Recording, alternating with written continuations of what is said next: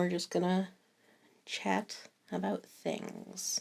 Welcome back, Frill Nation, to another episode of OK Bloomer. I know it's been a couple of months.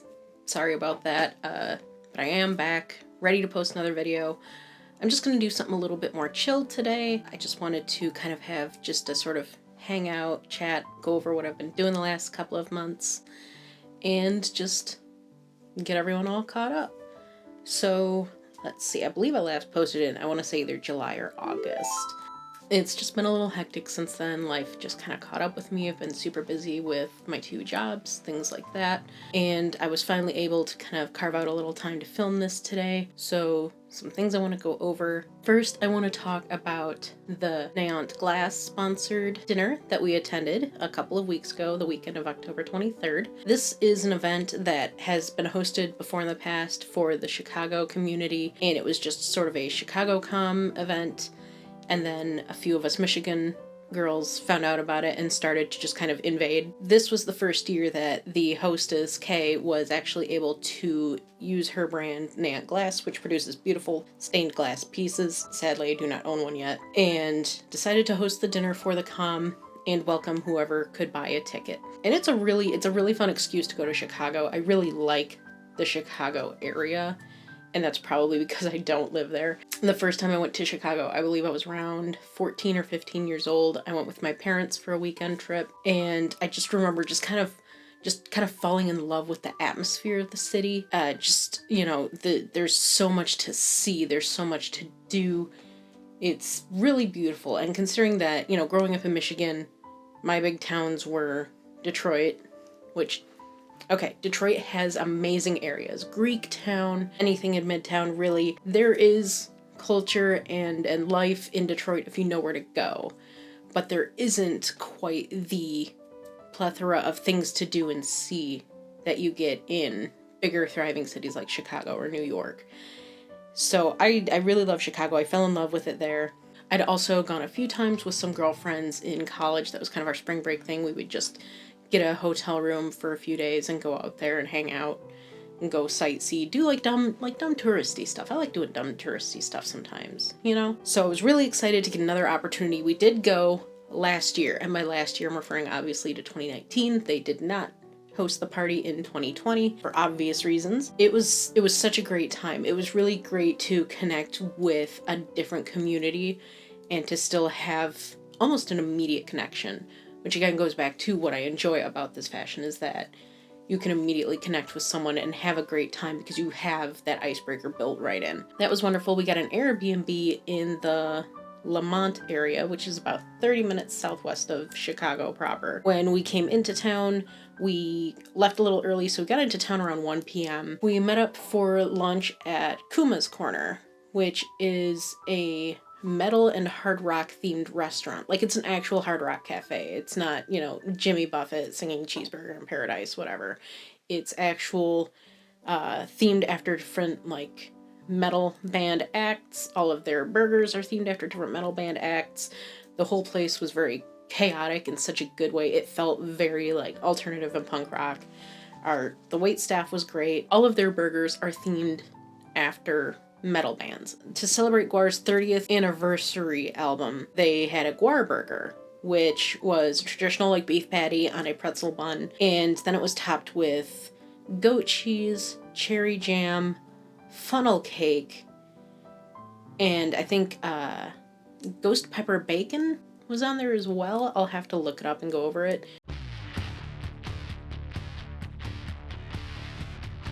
Which sounds pretty nuts. I ended up going for the Kaijo burger. I'm not actually familiar with any Kaijo songs. I should look them up and kind of listen.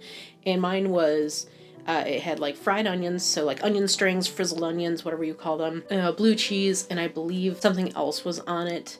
It was good. It was a little salty because blue cheese is just a very salty, pungent cheese.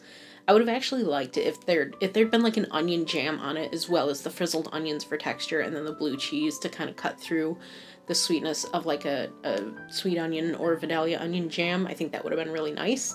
But I'm kind of a weirdo. I don't mind combining sweet and savory flavors on primarily savory foods.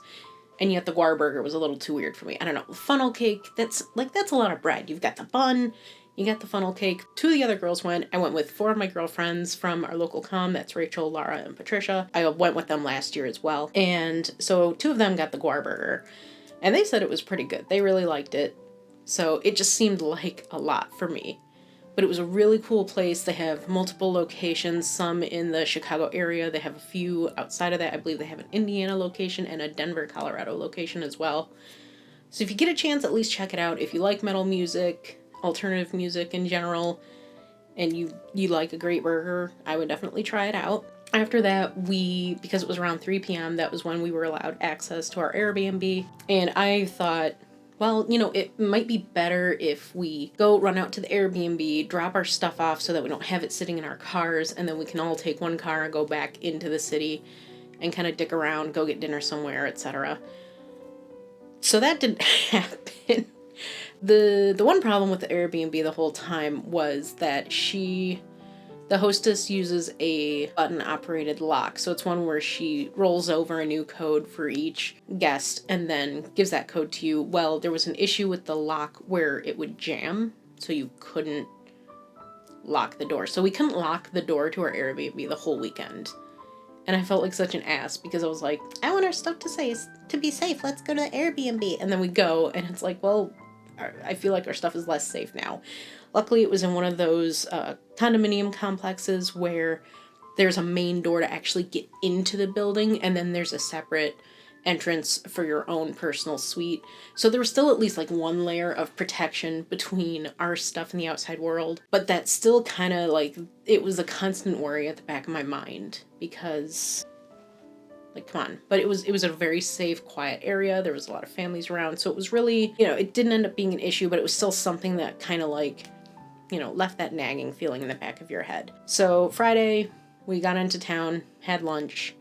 We ended up just crashing at the Airbnb, doing our nails for the next day. And then Saturday morning was a little bit hectic. It was hectic last year too when we went out. Last year we got ready before going out on Saturday, so we went out kind of glammed up, which sounded like a good idea, and then I was kind of like over it because by the time we actually went to the dinner, we kind of had to reset our makeup and things and reset our hair, so it was we spent the whole day out and about, and then we had to like reset everything anyway. So instead, we got up early and headed out in the morning. What we do is I'll pile in one car and we drive out to Chinatown because there's a public parking lot there that is directly under the red line, and you could take the red line right into downtown Chicago very easy. So we parked there and we pile onto the red line and we go into downtown Chicago and we did a little shopping. So it was really fun. We went to Primark, I don't know, a UK-based clothing shop similar to like an Old Navy or Forever 21, but I would say the clothing quality is much higher. I bought a really cute long gray coat that just kind of belts closed, very comfortable. I saw it, and I'm always a little apprehensive with coats and things because I never know for sure if they're going to fit me. It was very comfortable, fit very well. I'm super happy with it, and it was only like $40, so that was, it's fully lined, really nicely made, so I was really excited about that. I also bought a little ceramic pumpkin just to have as like table decor because apparently I'm in that stage of my life where I just start decorating for no reason. I don't know. I'm scared. Hell. I also bought just some cheap sunglasses, which worked out great because after that we did a couple more stops. We dicked around at Goth Target for a bit, which if you don't know, it's a Target location that moved into a 19th century building, one of the older buildings in Chicago. Bless their souls, because rather than renovate the entire space and modernize it and make it boring and dull, they just left a lot of the original architecture in place. Sophia Nygaard actually has a video where she talks about Goth Target and visiting Chicago. Beautiful place, like on the outside. On the inside, it's a Target. So, it is what it is. We ended up checking out the Bean, or what is it called? Heaven's Gateway? What is it called? I don't know. Millennium Gateway? I don't care. It's the Bean. Wait, did you say Bean? We all know it's the Bean. We all know what it is. And I'd never gotten to see the Bean, so it was our main purpose. We went, saw the Bean, made all the inappropriate Bean jokes that you do when you go and see it. Went under it for a hot minute. It was really crowded. Luckily, we'd all packed masks because it's still a concern, obviously. So it was crammed. There was no social distancing. So we got to see the Bean, and then it was sort of a bummer. We stopped at a couple other clothing stores. We stopped at Uniqlo. Didn't really find anything. We should have just spent the whole time at Primark, honestly. Like, I could have done some real damage if we stayed there longer instead. And we also stopped at, Nordstrom Rack, which is basically a slightly higher end TJ Maxx. And that was also kind of a bust. And the line was so long and we were starting to run out of time. Like, we had to get back and get ready because it was a 30-minute drive back. And then we had to get ready for the dinner at 5, and the dinner location being in Lockport, Illinois, was 30 minutes from the Airbnb. We just kind of did that real fast, didn't find anything worth picking up, had to race back to Chinatown. We went to Te Amo in Chinatown and got bubble tea, and I kind of wish we could have, honestly, I think for next year with how much running around we did, I would have almost preferred to have stayed in Chinatown because there was so much I wanted to see. Like, my inner weeb was going nuts because there was so much I wanted to do and see just in Chinatown. We honestly could have spent the few hours there instead of bothering with going into Midtown. We got our bubble tea and then raced back. We ended up being an hour late to the dinner regardless, which I felt really bad about. But it was okay. We still made it. We mostly just missed outside group photos, which is fine. And we still got a lot of photos, like, actually at the event. We got ready. I wore my red nonette plus size dress by Atelier Pierrot, Valet Lys. And I wore that with red lace tights I got from eBay, a red blouse that I made, some black 3-strap heels by Indigo Road, and a black Atelier Sucre hat that I ended up modifying. I added some deep red tulle underneath the brim and just kind of hand tacked it in place, so it would just kind of carry some of that red up into the hat. And I also at the last minute added a red fur stole to it, which I think really it really made the look. I nearly won the coordinate contest with it. I was really close. But it was hard. The girls who won, they knocked it out of the park 100%. So I don't feel bad about it at all, because I felt really great in the outfit, and that alone right there is a win.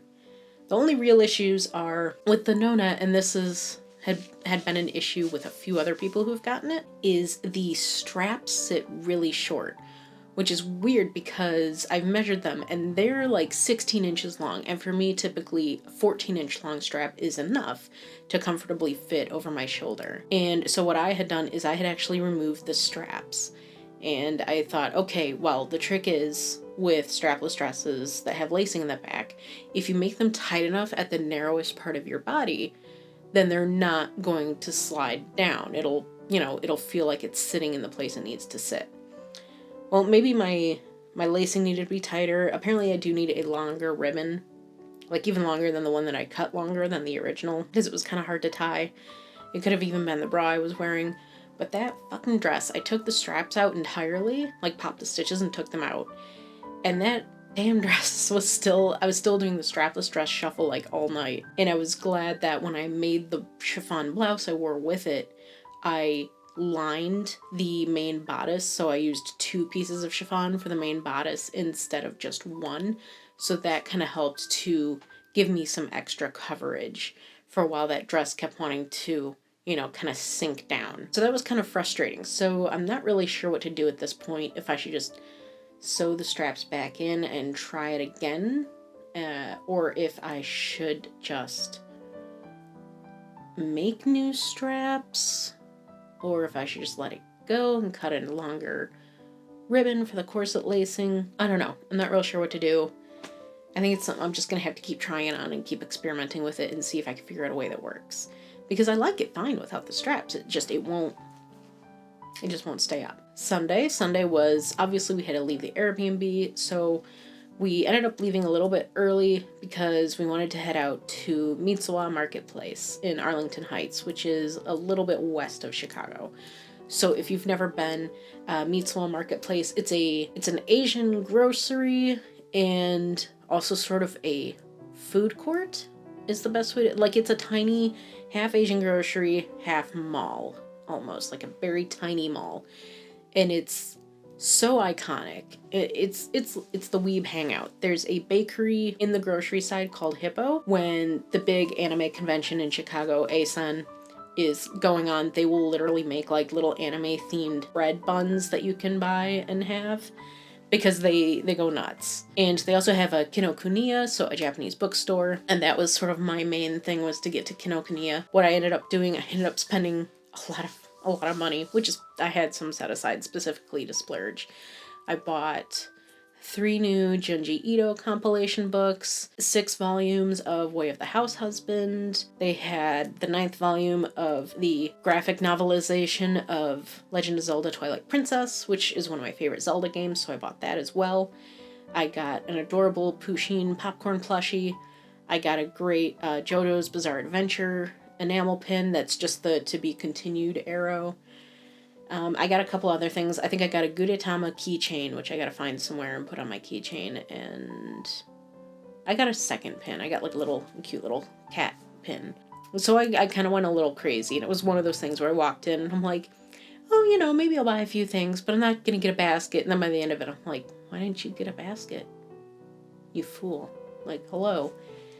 So dropped some serious cash there. They have claw games now, so tried to win some claw games with my friend Rachel. That didn't happen, unfortunately. Claw games, man, they're tricky. There's so much to see at Mitsuwa. It's amazing. There's like all of the like mall areas. There's a video store, I believe, where you can get different anime, some subbed, some not. Not a lot of stuff not even dubbed, I don't think. There's a mochi place. They literally just do like sweets and mochi and things like that. And I'm always tempted to like get a ton, but we don't have a cooler in the car and it's a 5-hour drive back. So it was like, one of these days I will. And then of course there is the food court, which has multiple little like walk-up restaurants, all either Korean or Japanese food. So good. I've been having weird like stomach issues, and they think they figured it out, so I wasn't like crazy hungry all weekend, which is not typical for me. But I ended up getting some miso soup and a bowl of rice and some gyoza, kind of very basic bland stuff. It was so good. I really enjoy miso soup, actually. It's one of my favorite soups. We both love soup. Honestly, that was just like really fulfilling. And then before we left, I also got a green tea ice cream milkshake with boba in it. That was pretty good. It was really rich, but it had a great green tea flavor to it. I don't think we stopped anywhere else. I think we did dick around in the grocery, and I bought some Pocky and some ramen because, can't stop, won't stop, I guess. And we didn't end up getting home. I got home at about 7 p.m. that evening, which is better than 2019. 2019, I didn't get home till like 10 o'clock at night, and it was great. It was really fun. It was a good time, but I was still like, I was dead ass exhausted, and I didn't take the next day off work, so I was like, I gotta go to bed, like right now. But it was really thrilling. I actually, on Sunday, I test drove my black cat dress from Physical Drop that I got in the same order as my Nonette dress. It was actually really funny because I ran into one of the Chicago com girls who had been at the vampire dinner. She was in the cream version of the dress, and we kind of made eye contact across Mitsuwa, and I like immediately ran up and I was like, oh my god, I like your dress. Like, it was a really funny, cute moment. We ended up talking for a minute, so that went pretty well. But it might be a bit weebish, but it's one of those cultural things that I wish we had in Michigan. Like, we don't really have anything like that. You'll run into areas where there's like, sushi restaurants and Korean barbecue places, usually like the Ann Arbor area where there's a much higher influx of people from Asian countries, just because of University of Michigan is such a highly prestigious school. But there's nothing like, I don't know, there's just, Mitsuwa is iconic, it really is. Like, I love it there. It's so great. There's just, and then I feel a little embarrassed going there sometimes because it's like, for a lot of people in the area, this is their grocery store, and they have to deal with weebs like invading it every once in a while, and like once a year for sure at ASEN. I'm like, it would be really weird to see that happening with, for example, Meijer. All Midwest people know Meijer is like the greatest grocery store. Like, Walmart who? Don't even know her. But it would be really weird to have people like freaking out in a Meijer and like, oh my god. Although I've heard it does happen sometimes with people who are like, they used to live in the Midwest, then they moved down south or out of state or out of the area where you see Meijer. And then when they come back to town, they're like, fuck yeah, it's Meijer. So what else happened? I got a random bonus from work, which is great. And I was feeling sort of spendy. So I bought some more Metamorphose blouses because they had just released some plus size bishop sleeve blouses, and I was like, well, you know what? I always like having a lot of blouses. I like having a lot of options now that I can. So I did. So I'm actually wearing one right now. And this is the black plus size square neck bishop sleeve blouse. I can't think of the full name right now. I bought it in black. They're antique white, which is sort of like a soft tea color if you're not familiar. Or an old ivory. It's not like a traditional like cream. It's a little bit deeper. And then they're mint gray, which weirdly it looks almost a little bit bluish in their pictures. Like their white balance is slightly off in their photos, but it is definitely like a very, it's gray. It's a plain gray.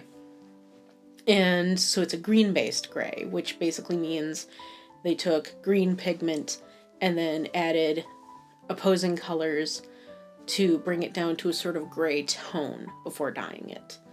And that's how you get blacks that don't match, because a lot of times they take a main color and then they just deepen it or tone it down with other colors to get it to read gray or black visually. So that's why sometimes you'll see like a blue based black or a purple based black or a red based black, because it's actually blue, purple, or red, and then they've just added other pigment to help deepen it down into a black, but it's primarily its base color. And I find that green grays are really tricky. Like, it's a really tricky color composition because over time the pigment in the fabric can get degraded from lights, especially from UV lights or fluorescence.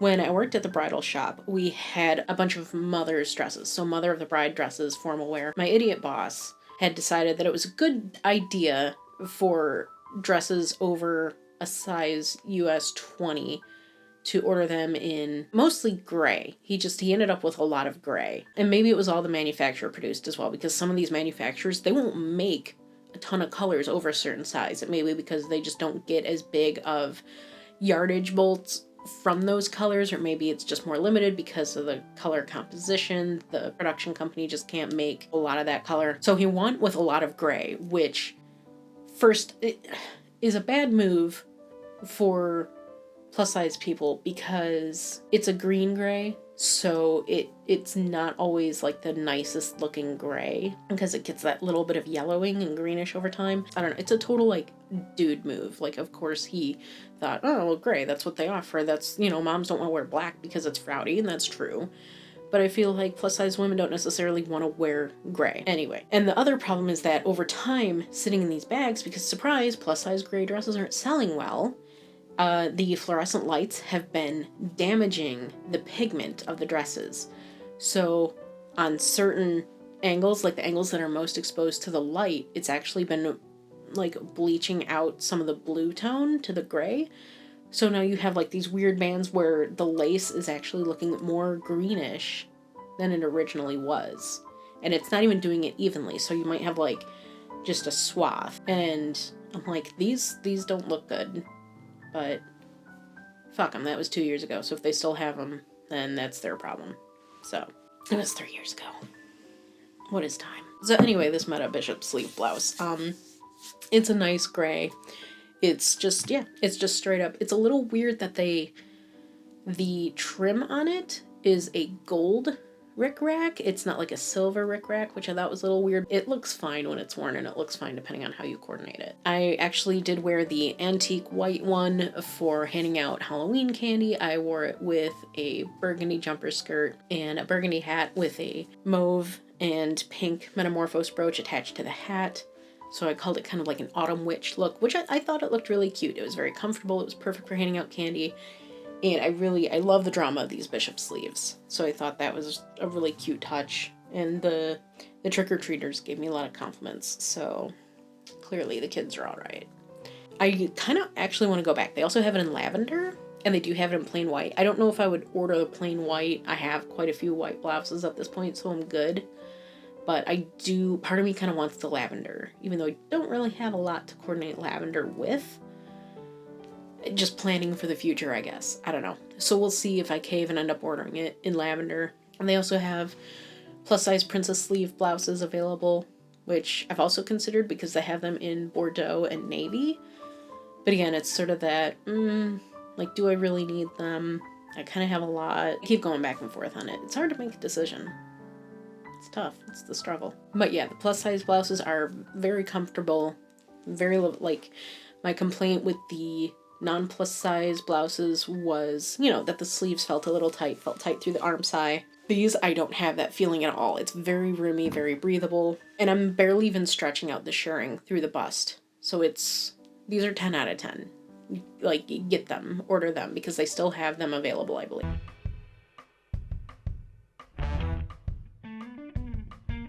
Order them as soon as you can, for sure. Halloween weekend was good. We handed out candy on Sunday. We didn't get a lot of trick-or-treaters. I didn't expect us to. Like, I kind of hoped so, but we also kind of live on a street that's a little bit more quiet. Like, not a lot of people decorate or even hand out candy for Halloween, so we didn't get a lot of people. I think, too, because it was getting really cold at night already and it was threatening to rain, that we weren't super busy. We bought way too much candy, so I guess now I'm stuck eating all those Twix by myself, but whatever. But it was a good day. Watched some horror movies. The day before, that Saturday, we had a few friends over, and we ended up watching Dune. I thought it was okay. It wasn't bad. It feels like Star Wars, but with Middle Eastern, what was the word I wanted? God damn it. It felt like Star Wars with a Middle Eastern flavoring. Star Wars, but with a Middle Eastern... Oh my god, why can't I think of the fucking word? I'm gonna use mythology. Middle Eastern mythology as opposed to the Far East mythology of Star Wars. So I liked it. I really liked the acting. I've never seen Dune. I hadn't seen, like, the shitty one. I haven't read the books. All I know is that Frank Herbert apparently does a lot of acid and went to Catholic school. So, I don't know. I liked it. I feel like people go back and forth on the music in it, the soundtrack. After a while, it just felt like noise. It didn't really feel like music. After it was just noise. It's like Hans Zimmer found out he can just use the blah gimmick from Inception, and that's what he's gonna do for every movie after that. I don't know. It also felt like there wasn't a lot of moments to kind of rest and breathe and process the action scenes. Like, it went very quickly from, hey, Paul, pack your shit, say goodbye to your friends, we're moving, your dad got a new job, to, oh shit, it's a coup, no, Oscar Isaacs, why, to, wow, Duncan, Idaho is a stupid fucking name, to, oh, well, everyone's dying, and then it felt very rapid. It was like, well, he and his mom got kidnapped, and I don't know, the soundtrack was just a little bit too blah for me. Like, it was really kind of loud. So after a while, it just felt like, I was being beat around the head or something. But overall, I kind of liked it.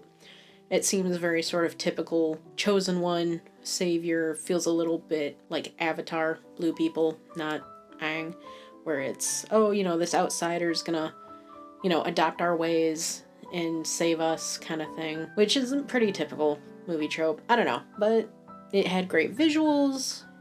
Always loved Zendaya. She's great. Yeah, overall, I don't know. I'll probably watch the second part when it comes out just to see what happens. I don't think I'm going to read the books. I don't have time. I just don't. I would consider it, but I'm already trying to read a bunch of books, so yeah, overall it was fine. It was nice, a little loud, but it was fine. So yeah, that has nothing to do with Lolita, obviously, but whatever.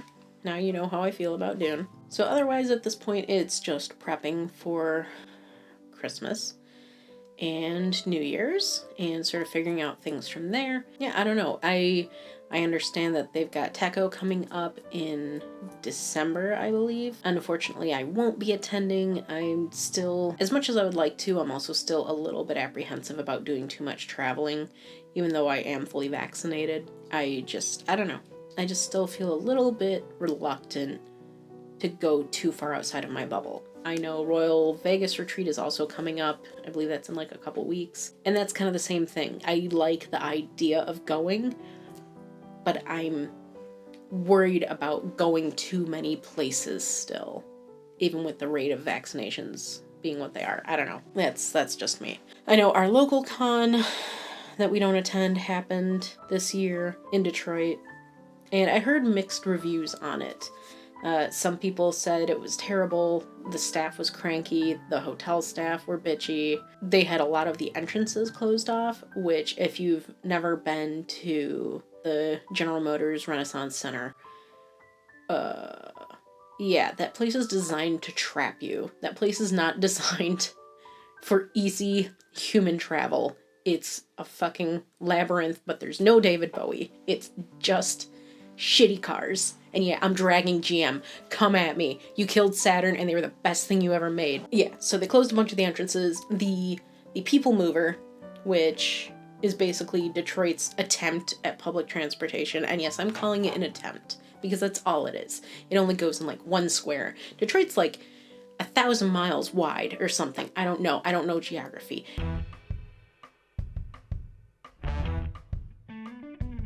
And the People Mover covers like an 8x10 square. My proportions are slightly off. The point is, it was really convenient for traveling between the TCF Center, where a lot of the con is held, and the GM Marriott RenCen, where the rest of the con is held. And that was non-functioning. And it was raining all weekend. And you also have to consider that there's a lot of attendees who have, mobility issues. Oh, fuck. Are they really testing the... They're testing the tornado siren. Hold on. Oh, because it's the first Saturday of the month. Yep. Yep.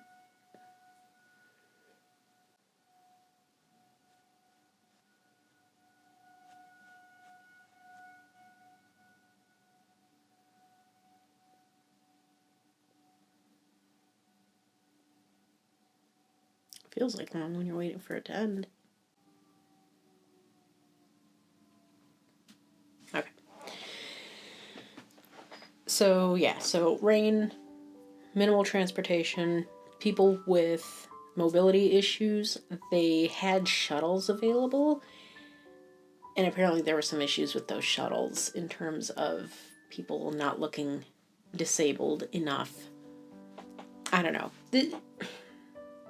I have a lot of beef with this con, and a lot of it is just petty and me being a bit over dramatic. I'll honestly admit that.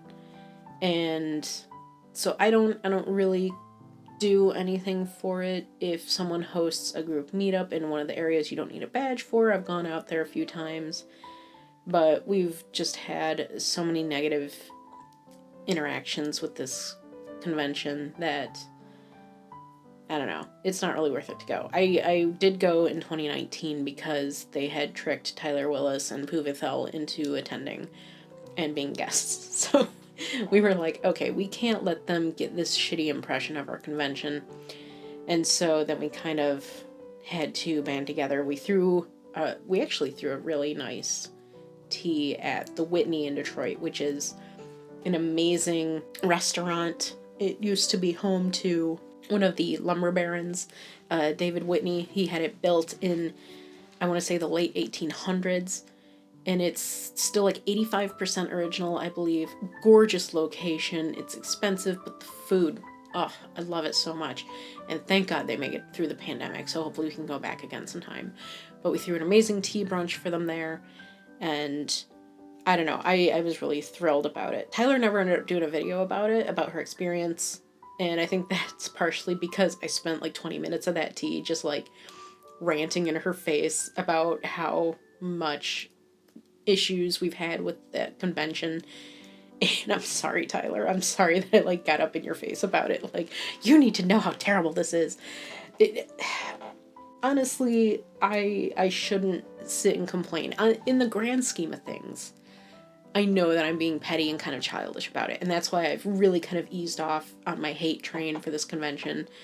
And generally, I'm just kind of like, if y'all want to go, go. Have fun. Have a great time. If you want to host a Lolita 101 panel, it's like, if you want to do that, go ahead. Like, I don't want to stop people from having a good time unless I feel it's a genuine concern for their safety. So if people go to this convention, they have a great time, if they host a few panels and they enjoy doing it and they want to keep doing it, do it, please. But I personally have had so many issues with this convention and with the convention runners and their staff that I would just rather not even go, because it's issues that a lot of people have had similar issues with them in terms of lack of organization, lack of communication, all of these other things that you would think a 10-year-old convention would have on lock by now, but they don't. So all of these things that you would think a 10-plus-year-old convention would have down by now,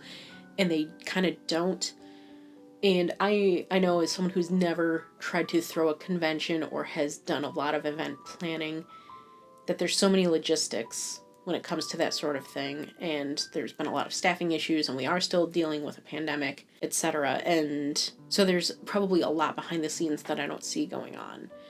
But I don't hear so much complaints about ASEN, which is a huge convention. You don't hear a lot of the same complaints about Dragon Con, Anime Weekend Atlanta, or any of the other major conventions. And so it just makes me wonder how much of it can be blamed on just clashing personalities, and how much of it is genuinely just a failure to have competent staff, honestly. So I don't know. That happened. A bunch of the group went. They had a great time. I'm proud of them. Good. Do it. Have fun. I didn't personally go. Didn't want to waste my time drunk and eating stale Pocky. I don't know. Maybe it's because I was essentially working, because we were running our events for the con last year, but I don't know. It just didn't seem worth it to me to go. I also tried to I did film a video that I haven't finished editing to upload. Just kind of doing a home decor tutorial for my little square paintings that I kind of have everywhere. I still have to record the voiceover. I did film it in September, so it's a little bit out of date now, but I don't know. I should sit down and just finish editing it and just upload it. And it's just something chill, just something fun I decided to do. So if you want, I can finish editing that if I have time and upload it. That's how my last couple of months have been. Yeah, pretty uneventful. Got some great new blouses, got some other great weeb shit. Had a little fun, been working a lot. We're finally winding down the end of the year. It's really weird to me that it's going to be like 2022 in 2 months. It's really weird. So hopefully things will continue to get better. People, please, if you can, please get your vaccines. Please get your boosters as well, as you start to become eligible for those. Also, even if you are vaccinated, keep wearing masks in stores, especially highly populated ones, like all stores, grocery stores, etc. are going to become really busy over the next couple of months in the US, just with people preparing for Christmas holidays, Thanksgiving.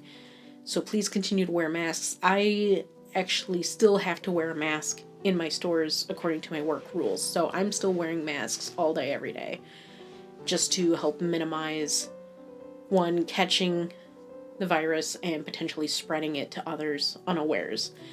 And as annoying as it is, I would rather do that than potentially pass it on to vulnerable or immunocompromised people. It's just peace of mind. Please continue to wear masks, get your boosters when you can, stay safe, wash your hands. You should wash your hands anyway. Like, wash your damn hands, alright? You know how much gross stuff you touch all day? But wash your hands, brush your teeth, floss, take care of yourself, and I will see you next time.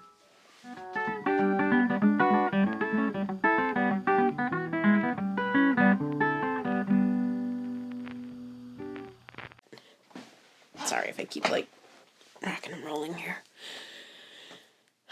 Real hot girl shit. And if the beat live, you know Lil Juke